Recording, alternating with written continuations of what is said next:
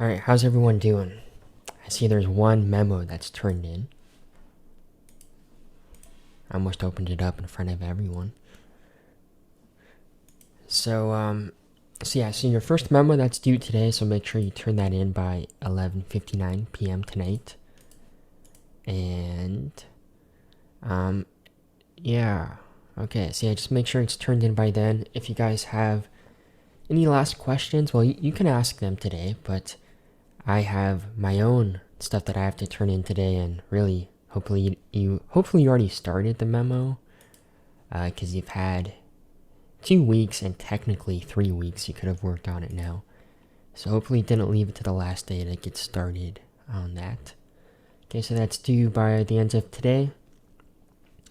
And then, oh yeah, I've had a few questions on the data sheets that you have to have. So at the end of your memo, there's a section where you put in your data sheets. And so for that, it's right here in the appendix. You don't need to include all of them, because for this experiment, that would be like, I don't know, 400 pages or something. Actually, no, for you guys, it's less data. It would still be a lot. So you can basically just include like the first 10 rows or something for each test. And that's fine. And then, let's see what else. How do we include that? Just copy and paste it like in a. Yeah, you can just copy and paste it. Let's see. I'm just saying that because on the Thursday section that I have, their data, they had more data collected per second. So they had like 400 rows or even more of data. But let me see how much you guys had.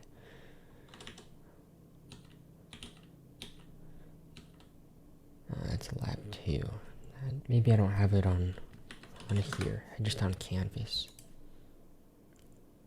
Do you guys remember how many rows you had for the data? I mean, 5 to 600. Okay, so it's still insane.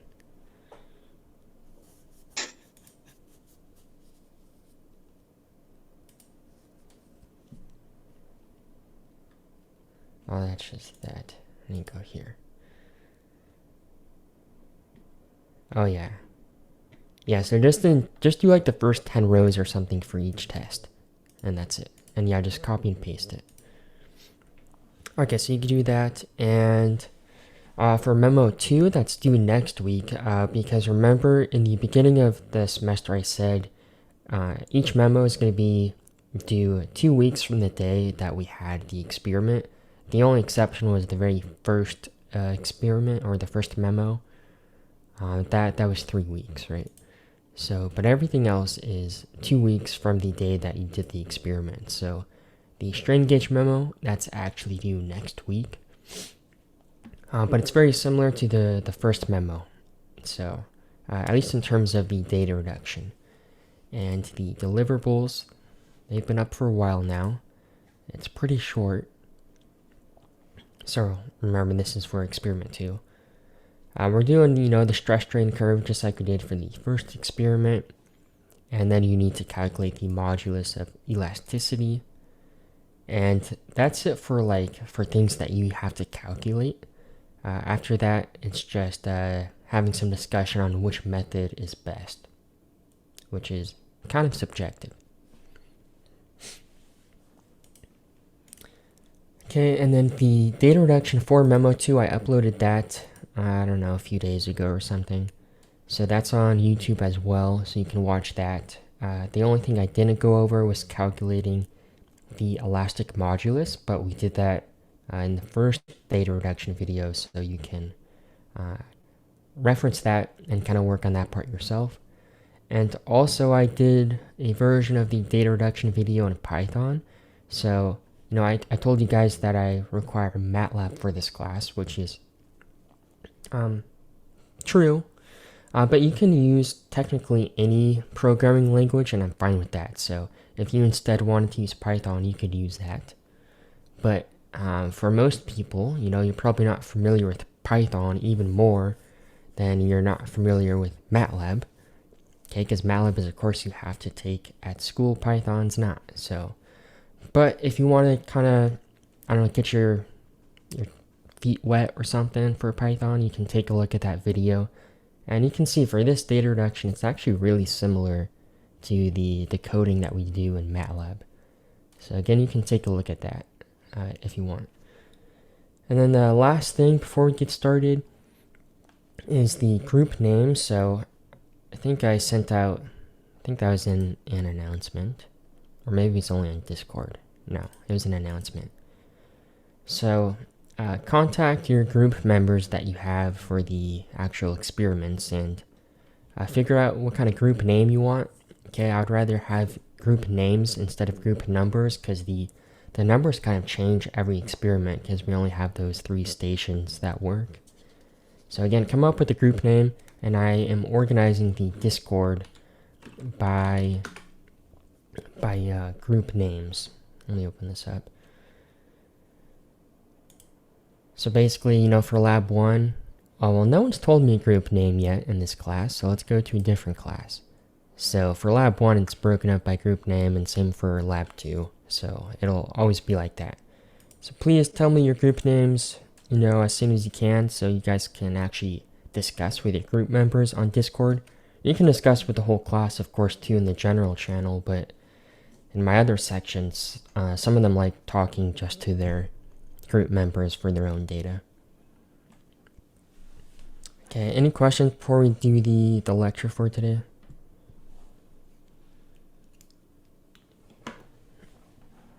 Okay.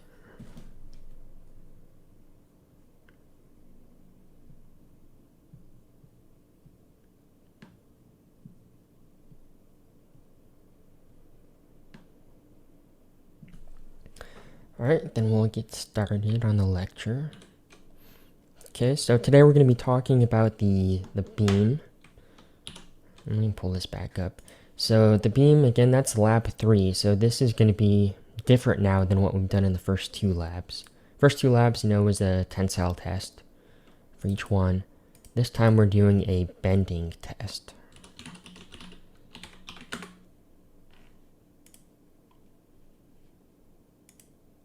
Go back. So I'll give you a little quick preview of what that looks like. And then we'll go through the theory.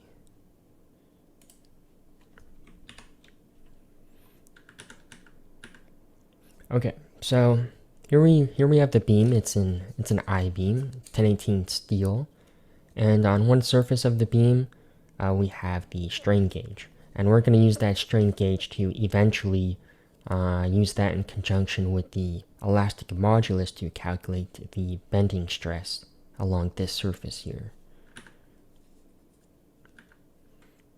So this is the test setup. So it looks a bit different, you know, than the other test setups because we're not doing a tension test. So there's 2 supports here, both rollers, and this is actually the best picture that we have for the test setup. It's not a great picture, to be honest. I wish there was a better one, but you can kind of see what the beam looks like here in the test configuration.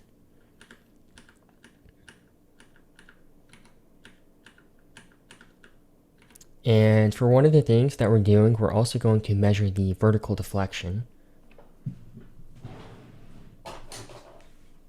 So we got our beam, which I'm going to use my ruler again before. So we have our beam, we apply our 2 loads, and then we have some vertical deflection. So we're going to measure that vertical deflection, that maximum vertical deflection, which occurs in the very center of the beam.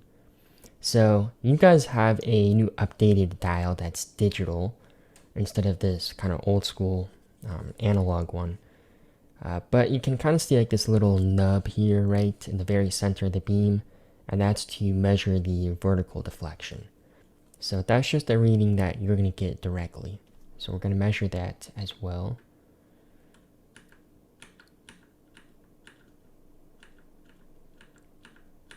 And again, we have the strain gauge. I wish I could tell from these pictures whether it's on the bottom or the top surface. Actually, yeah, it's right there. So it looks like it's on the bottom surface. So you're measuring that bending stress then essentially on the bottom surface of this I-beam. Okay, so that's what the test looks like. I just want you to kind of get an image in your head so you can kind of imagine that as we go through the lecture.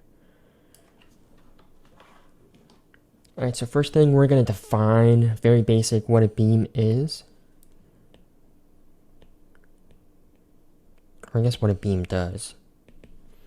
So a beam is going to support a transverse load, so that's a load that's perpendicular to the longitudinal axis. So the first two labs we were applying an axial load, so that's a load along the longitudinal axis. This time we're applying a load perpendicular to that axis. And because it's perpendicular, we're going to have bending stress that occurs, and then of course deflection.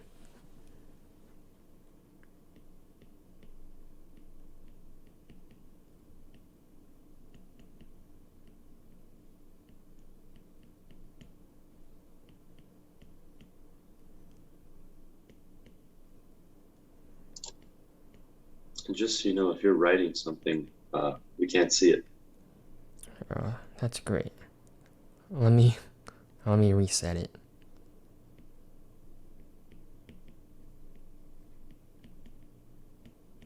Okay.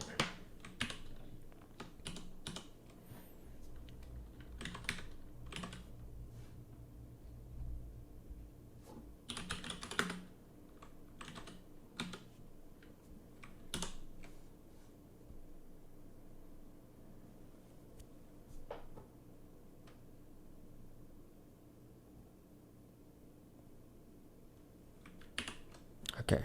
Hopefully it actually continues to work now. Thanks for letting me know. Alright, so now let's give a little drawing of what the setup is going to look like here. So here we got our beam. We're going to have some supports. I think they're actually both rollers though in the lab.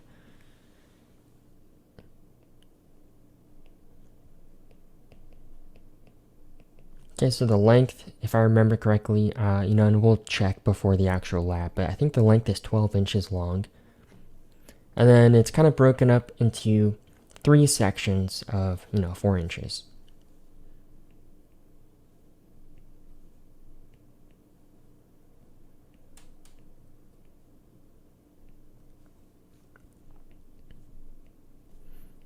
Okay, and all of the sections, they're denoted by A. I'm just doing the convention of what you see in the lab handout. And then what we have are 2 different loads from the top.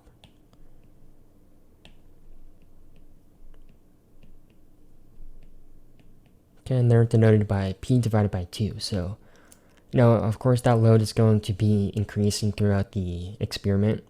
And just like the second experiment, one, because it's a pretty substantial beam compared to the rods that we've been testing, and so don't want to break that, and there's a strain gauge on it, don't want to break that. So we're going to stay within the elastic range for this test. And the software stops it again by itself automatically, so no need to worry about that part.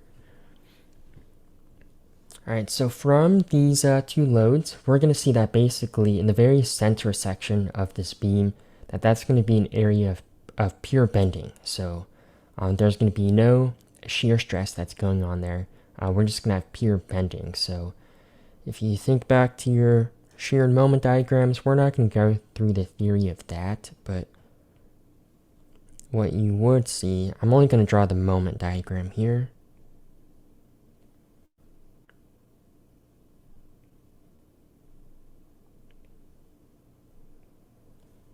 Maybe I should have done my little dotted lines before.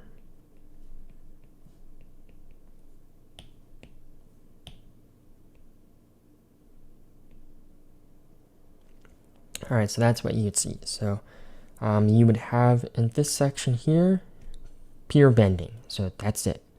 And so that's the area of interest that we're going to be looking at in the lab. So we're going to look at the bending stress that's going on there. and then also the vertical deflection.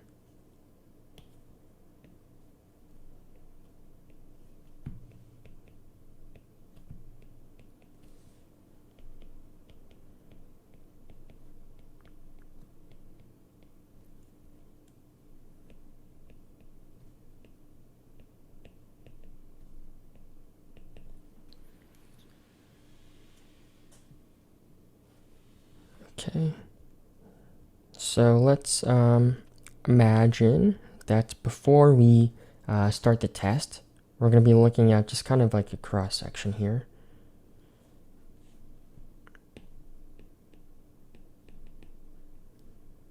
Cross section for the part of the beam that's in pure bending.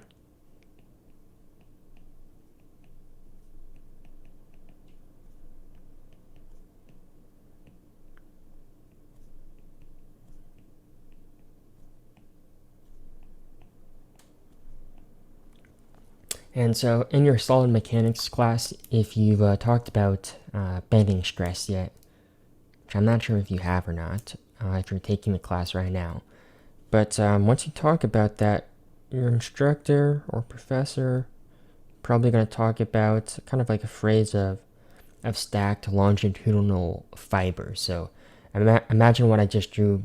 Again, that's stacked longitudinal fibers. Okay, it's not really the case, but that's what you want to imagine. So this is before we apply load. And all of those fibers, they are parallel to each other.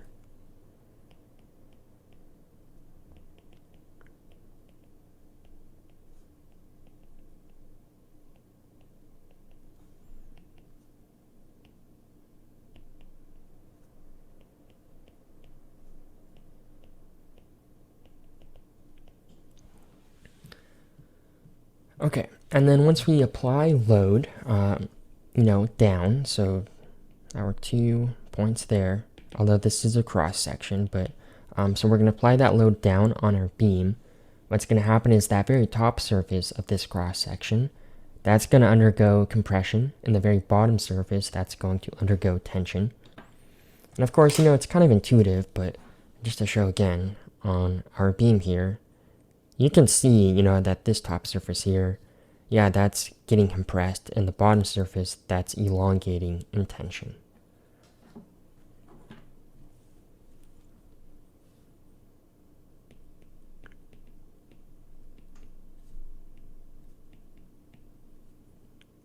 Apply a load.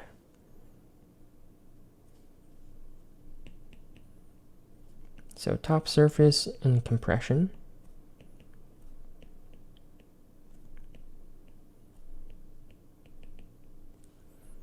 And then the bottom surface, that's going to be in tension.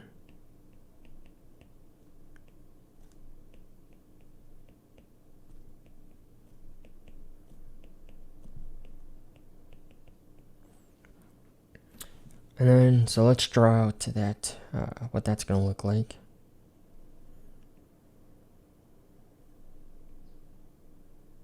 Of course, very exaggerated.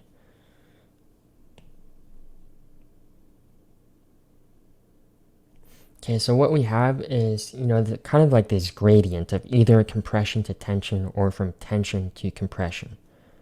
So again, that's a gradient, so that's implying that there's somewhere in between where this beam, these fibers, are going to be neither in compression or in tension.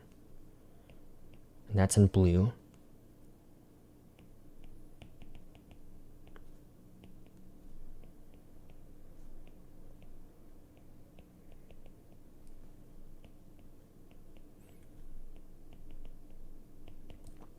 So again, you can think about that because we're going from either compression to tension or tension to compression. So as we go along that gradient, there's going to be some point or some surface where there's neither compression or tension experienced by the beam. And so that's going to be called the neutral surface.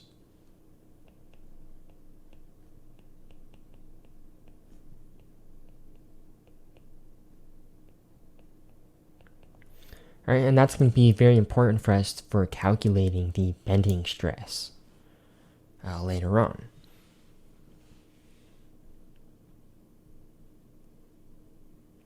Okay, so for this part, there's technically a really long derivation to get to this point, which we're probably going to go over in your solid mechanics class. But basically, like after like a page or two of math, which we won't do, you're going to come to an important conclusion, which is that this neutral surface is going to pass through the centroid of our beam. And we can, we know the centroid of our beam. For us, we have a symmetric cross-sectional area, or a symmetric I-beam. So that means that the centroid is right in the middle of the beam. So we know where that is. Since we know where that centroid is, then we know where the neutral surface is. So if you have more complex geometry, well, yeah, you got to find that centroid, and a bit of a, got to put more work into it, right? But for us, it's symmetric. We know where that centroid is.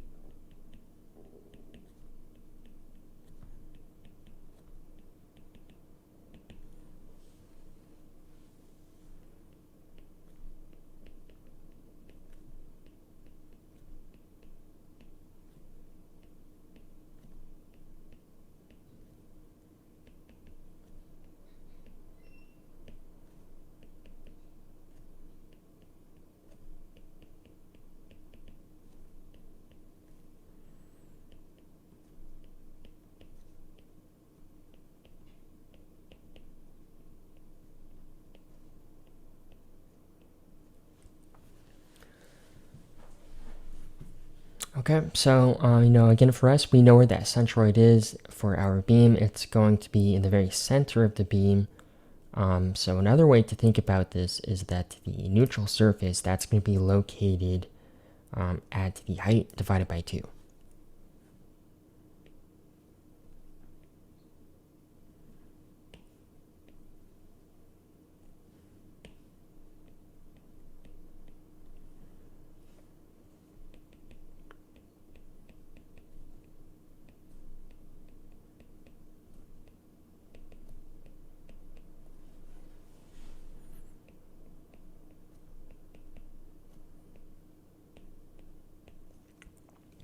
Okay, so again, this neutral surface, it's going to be important for us for calculating the bending stress. All right, so the generic formula for bending stress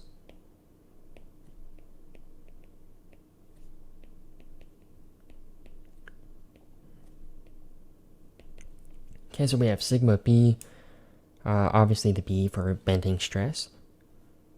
We're going to have the moment multiplied by y, all divided by I.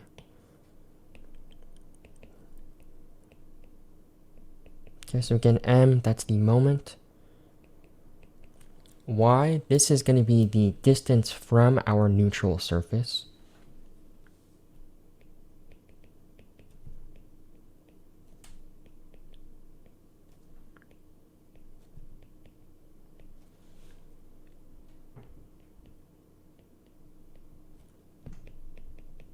And then I, that's going to be the moment of inertia.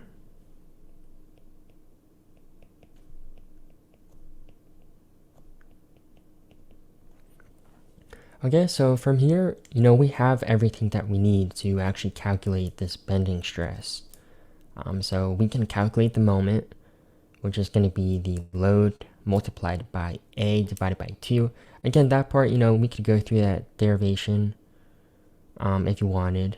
I would actually need to pull up my notes from before. But, you could figure that out. But basically, that moment, again, is going to be P, the load, multiplied by A, that section. So 4 inches divided by 2. So that's the moment. And then the distance from the neutral surface, we can figure that out as well.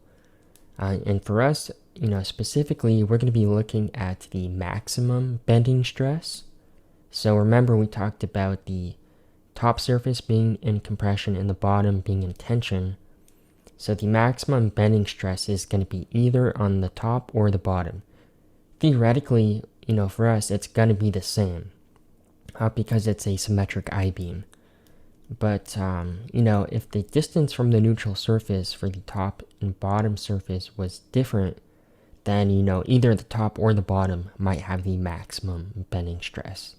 But again, theoretically, our beam is symmetric. And then the moment of inertia, we can calculate that as well. And so I'll actually give you that formula at the very end of the lecture. Essentially, we just have a rectangle, 3 different rectangles, and we can calculate the moment of inertia that way.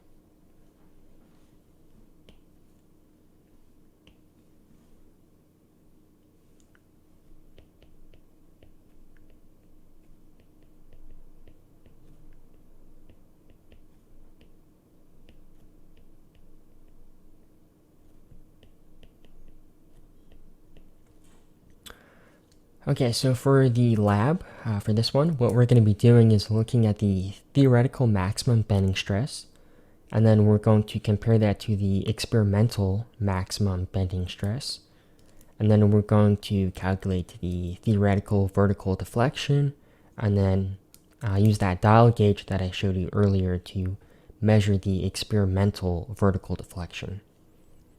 Okay, and then you're going to compare the results in your data reduction. So as we just said, the theoretical max bending stress, in our case, it'll be either on the top or the bottom surface. They should theoretically be the same. In the end, you don't really have a choice for where we are going to measure this, because the strain gauge is only on one surface. And, we kind of saw from one of those pictures that the strain gauge was on the bottom of the beam. So for your memo, we're basically assuming that, I guess I'm repeating myself here, but the maximum bending stress theoretically is the same on the top and the bottom. In reality, that's not true. Our I-beam isn't going to be, perfectly symmetric. But our strain gauge is on the bottom, so there is kind of this inherent assumption then that that max bending stress is on the bottom surface. So that's something that you can definitely, talk about in the report. So again, we're just going to use that same formula that we just wrote down, and we can just kind of plug in for that, and then we can solve it. So in this case, M, as we said before, that's going to be our load multiplied by A divided by 2.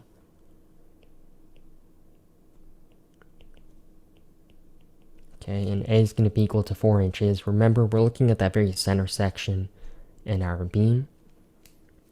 The load, of course, that's going to be increasing throughout the test. Okay, Y, the distance from the neutral surface, that'll be H divided by 2. Okay, because again, we're looking, this is the distance from the neutral surface, so that's going to be the height divided by 2. And then the moment of inertia, we'll talk about that at the very end for that formula.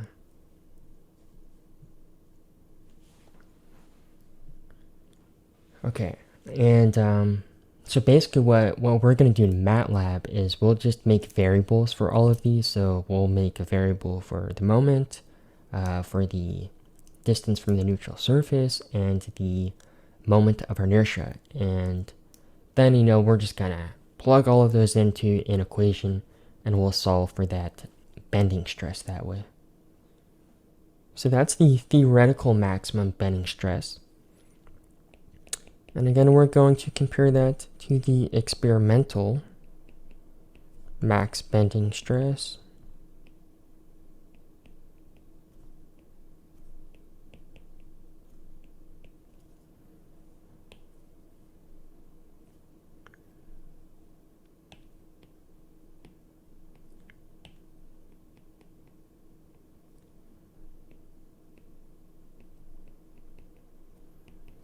Okay, so I'm going to call that sigma b exp for experimental. And for this, we're going to be using Hooke's law again. So we have capital E, the elastic modulus. So for that, we're just going to use the published value this time. I forget what that is offhand, but I will give that to you this time, I think. I think it's in the deliverables that I have. And then the strain gauge, so that's the strain that we get from the strain gauge. We're measuring that in the experiment. So we're going to use this formula for the experimental maximum bending stress, and then we'll compare the theoretical to the experimental. So that's pretty simple there. All right, and then we have the theoretical vertical deflection.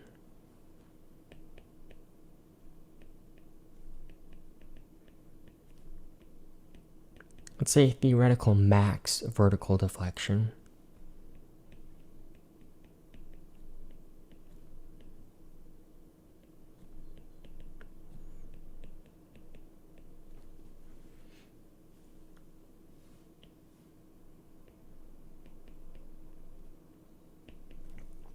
Alright, so that's a delta. And we're not going to go through the derivation for this either. I don't think I was even given the derivation, to be honest. But here we go. So we got 23 multiplied by P, our load, multiplied by the length of the beam cubed, all divided by 1,296 multiplied by E, the elastic modulus, and I, the moment of inertia. So it almost looks like an empirical formula, but it's not. You can derive it.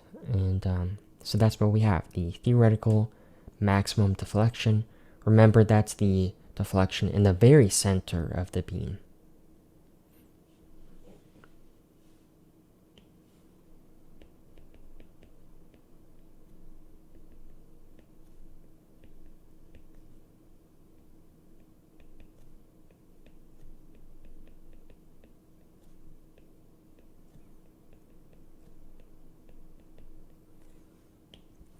Alright, and then for the experimental deflection, remember we're just going to use the dial gauge so we get that vertical deflection directly.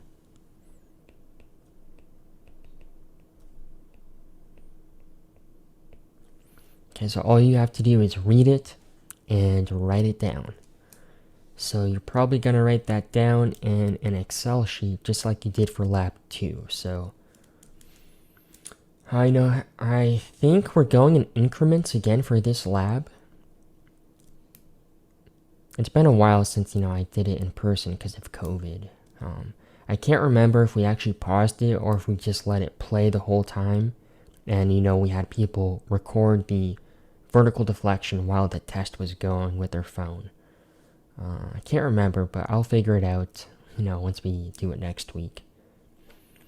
And I will say, real quick, the dial gauges that we have, the new ones, they've kind of been a little finicky. Sometimes that indicator that's, touching the beam, it gets kind of stuck sometimes and it doesn't record anything. So kind of pay attention to make sure that once you start the test that it's actually changing for the reading. If it's not, then you gotta call Don over, the lab technician, and he'll fix it for you. Yeah, kind of finicky. So hopefully that doesn't happen, but history says it will. So pray that you don't have that station. Although really, it's a quick fix, so don't need to worry about that too much. Alright, so the last thing is the moment of inertia. So I'm also going to give you this formula and this kind of schematic on the deliverables, but we'll go over it right now.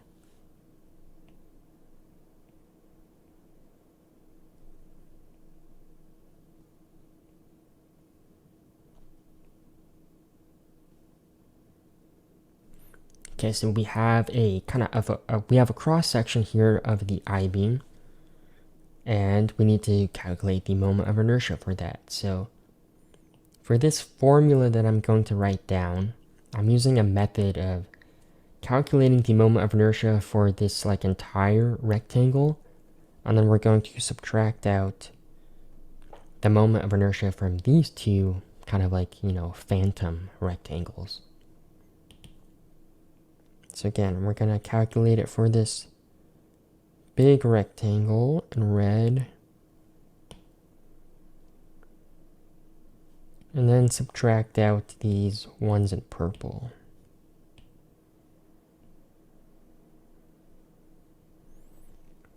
Alright, so that's the point. Okay, and then for the dimensions, we're going to have the base,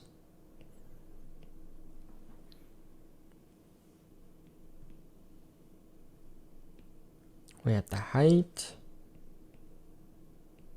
we're going to call this S, and this will be D. Okay, so keep that in mind. That's the convention that we're going to use, and in the actual lab, I'm going to give you a sample. So just a small cross-section of an I-beam, and you're going to have to measure all of these different dimensions here. And then you're going to use that to calculate the moment of inertia. So also, you should, and I'll say this once we get to the lab, but you should measure S here. But you should also measure all of these other kind of S values, because they will be a little different. So you're going to measure all of those and then take like the average, and then you can calculate it that way. And I will say that there's some inherent, very obvious error with this, because I'm giving you a sample cross-section to measure all of this, but that's totally different than what you're actually using for the test. We can't measure the one that we're using for the test. I think just because it's a hassle to set up. I don't actually set it up on the test setup, and you guys don't. Dawn does that, and remember there's a strain gauge on there, and that's pretty fragile, so we can't measure the actual beam that we're using. We have to use a sample. So definitely talk about that in your report, because that's some clear error right there. It's a different beam basically, so there's a lot of error. Maybe not a lot, but there's error. Okay, so the formula here for the moment of inertia, we have 1 divided by 12. It's 1 divided by 12 base times the height cubed.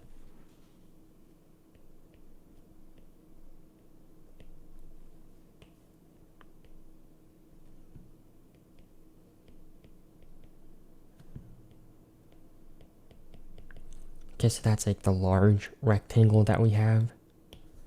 And then we're going to subtract that by 2, because remember, we're going to take the moment of inertia for both of those smaller rectangles.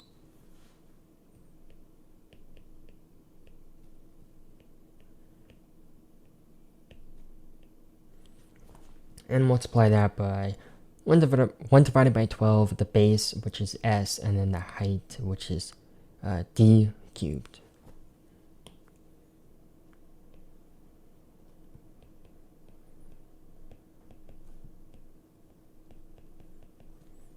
Alright, so that's your formula for the moment of inertia for our I-beam here.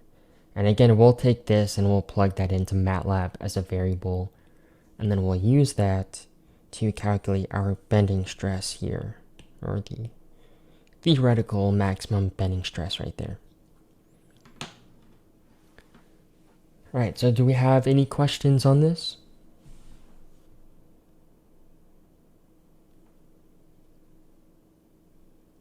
No? Okay, so let's finish off with some announcements then. Not that.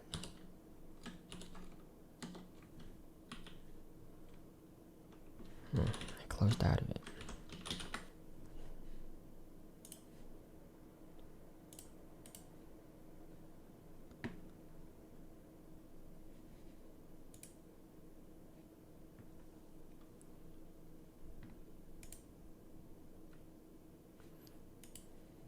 Okay, so your memo for lab 1 due tonight, so make sure you turn that in.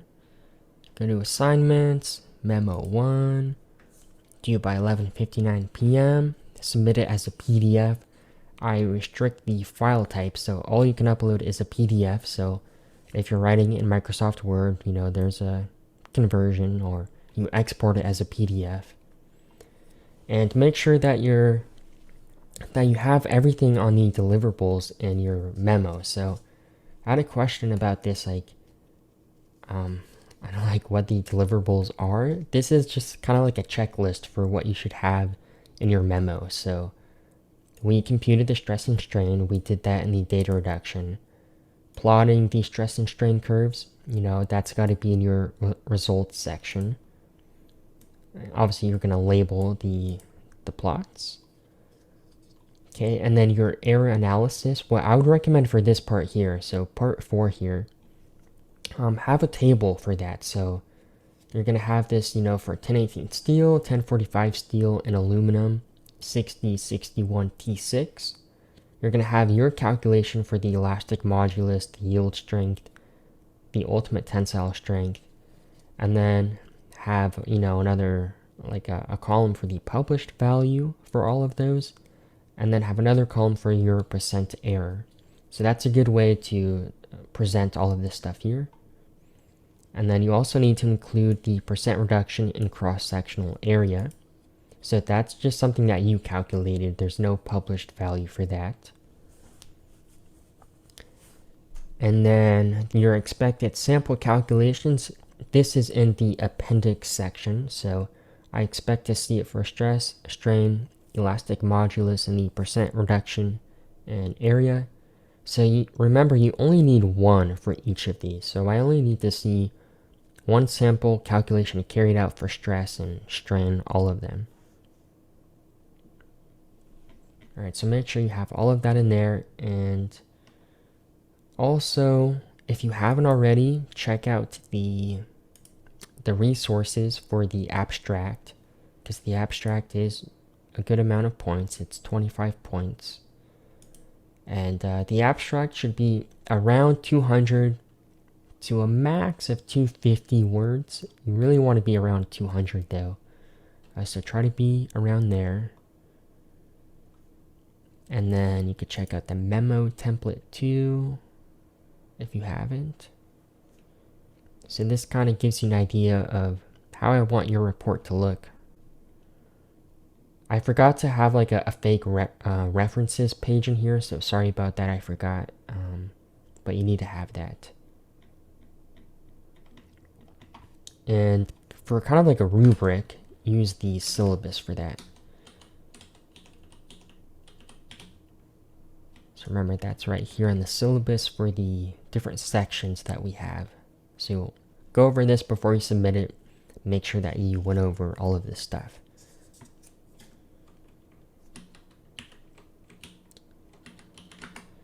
Okay, so any questions on that?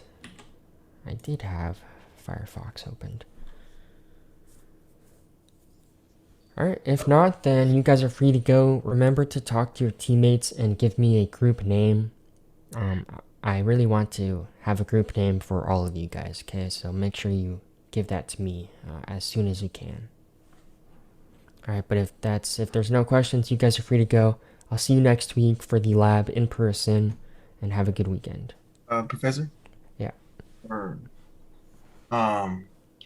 we gonna have time for questions after class? Or yeah, you can have some questions. okay. So you said for computing the stress and strain, is that something? Is there so many different?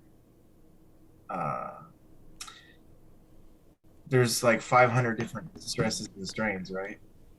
Yeah, so I just put that in there because you had to do that to make the graph. You don't need to have that in the results section or anything, no. Good. Okay. Yeah, that would There's be really pretty nothing insane. there for that on the thing. Okay. So then for the 6 graphs, you wanted us to label all 6 of them? No, you only need to label 3 of them. Yeah, I didn't make that clear. Just do the ones where it's the full range. Just gotta label those. Okay. Okay. So I have another question later on about the code involving that. Mm-hmm. But for now, let me see. So then, okay, proportional limit. What is that? Yeah, so that's where the linear range ends. So that's really hard for us to tell because it's a gradual change. So you can just kind of you can eyeball it, see where the linear line stops, or see where the stress strain curve stops being linear, and just put it around there.